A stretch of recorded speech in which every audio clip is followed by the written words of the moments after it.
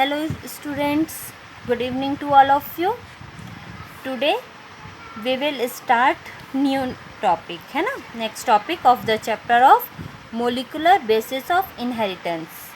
Last chapter में हमने क्या किया था, structure of DNA. Today we will start packaging of DNA helix. Okay, page number 99 of your NCERT book, chapter 6 molecular basis of inheritance and topic is packaging of DNA helix. Okay, start. अब देखिए, हमने structure तो हमने कर ली थी DNA की, लेकिन DNA जो है वो पैक किस तरह से रहता है ना. तो डीएनए कॉइलिंग में रहता है, क्योंकि देखो हमने लेंथ ऑफ डीएनए आपको मैंने बताया था कि जो उसमें एक बेस पेयर होता है उसकी जो लेंथ होती है वो 0.34 नैनोमीटर होती है ना. मीन्स उसको अगर हम मीटर में कन्वर्ट करें तो 0.34 इंटू 10⁻⁹ मीटर.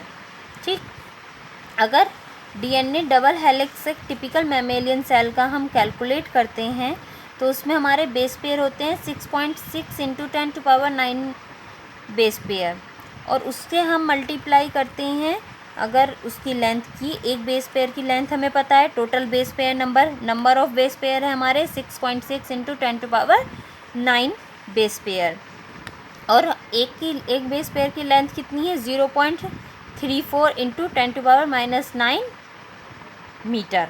ठीक है, तो अप्रॉक्सीमेटली ये कितना आता है 2.2 मीटर. एक डीएनए, एक जो मैमेलियन सेल है, एक सेल का जो डीएनए है उसकी लेंथ आती है 2.2 मीटर. ठीक है, और हमारी बॉडी में कितनी सारी सेल्स हैं तो टोटल नंबर ऑफ लेंथ जो है आप निकाल सकते हैं. ठीक है, एक टिपिकल जो न्यूक्लियस है उसका जो डायमेंशन है उसका अप्रॉक्सीमेटली होता है 10⁻⁶ मीटर. ठीक है, अब एक न्यूक्लियस है उसका जो डायमेंशन है वो है 10⁻⁻6 मीटर. एक सेल का जो डीएनए है उसकी लेंथ है 2.2 मीटर. ठीक है, तो अब इतने छोटे स्पेस में 10⁻⁻6 मीटर में आपका डीएनए जो है 2.2 मीटर लंबा डीएनए उसमें रहना है, तो वो कैसा होगा, वो कॉइल्ड फॉर्म में होगा, है ना. तो वो कॉइलिंग फॉर्म मीन समझते हो कि वो आपस में इल्झा हुआ उसका एक गुच्छा सा बना हुआ होगा, है ना. जैसे आप देखते हैं ना कि एक ऊन जो है, इतनी लंबी ऊन जो है, लेकिन हम उसका जब गोला बनाते हैं उसको लपेटते हैं चारों तरफ तो वो एक बॉल की फॉर्म में, आपका इतनी लंबी बॉल जो है, इतना लंबा थ्रेड वो एक बॉल की फॉर्म में आपको फाइंड होता है.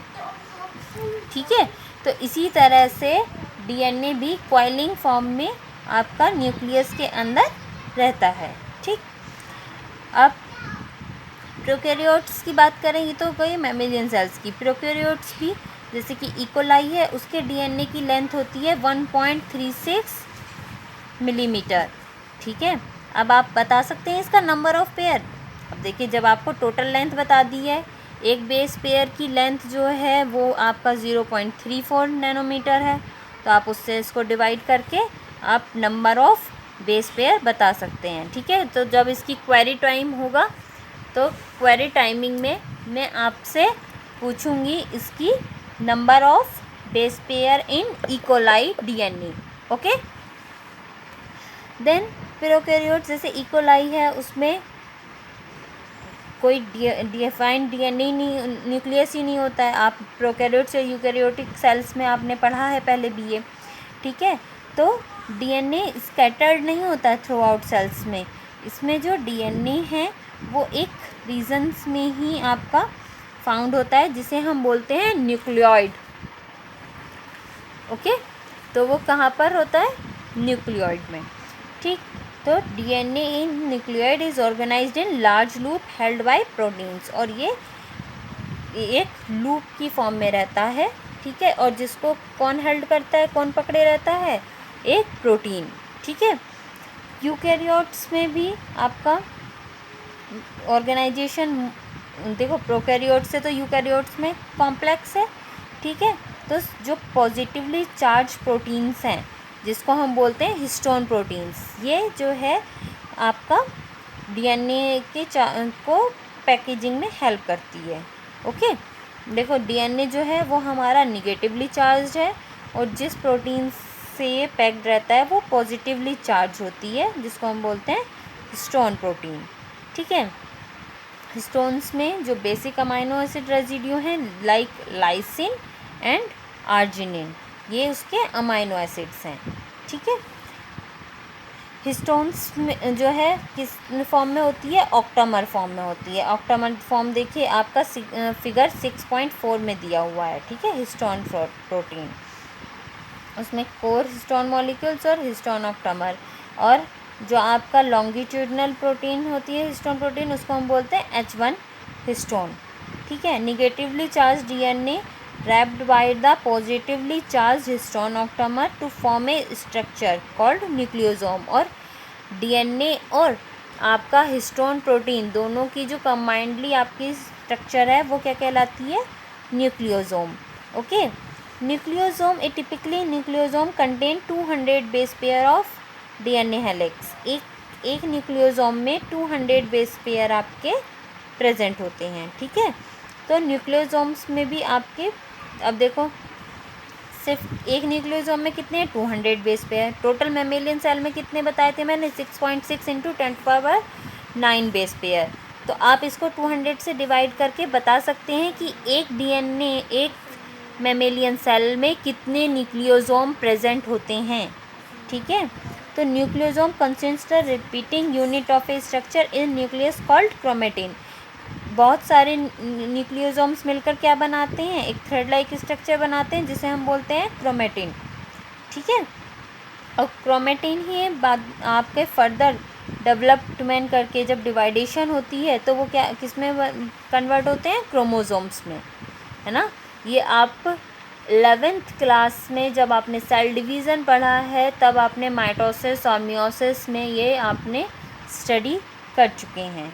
ओके, तो आपकी बीट्स ऑन स्ट्रिंग एक क्रोमेटिन में जब आप बीट्स लाइक स्ट्रक्चर्स जो देखते हैं, ये देखिए आपका ये जो पिक्चर दी है 6.4 बीट, तो इसमें क्या है, ये बीट्स से दिखाई दे रहे हैं कि जैसे कि एक धागा है और उस पर बहुत सारे मोती मोती से लग रहे हैं। तो ये एक एक मोती, ये क्या है, ये एक एक न्यूक्लियोसोम है। ठीक है, क्रोमेटिन की स्ट्रक्चर है ये कैसे है, ये इलेक्ट्रॉन माइक्रोस्कोप से ली गई है। ठीक, इलेक्ट्रॉन माइक्रोस्कोप एक जो माइन्यूट थिंग है उसको 10,000 टाइम्स लार्जर करके हम उसको उससे देख सकते हैं। ठीक है, तो ये आप इसमें देख पा रहे हैं।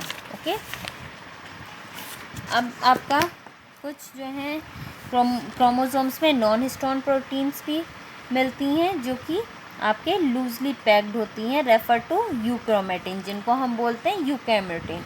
ठीक है, क्रोमेटिन मोस्टली डेंस पैक्ड होती हैं और जब हम स्टेन करते हैं उसको तो वो डार्कली स्टेन हो जाती हैं क्रोमेटिन। ठीक है, तो उसको हम बोलते हैं हेट्रोक्रोमेटिन। यूकैरियोटिन जो है वो आपका set to be transcriptionally active chromatin, और जो हेट्रोक्रोमेटिन है वो इसको हम बोलते हैं इनएक्टिव। ओके, ये हो गया आपका packaging of DNA. Okay, meet on the next turn, study well, stay at home, be safe, and goodbye. Thank you.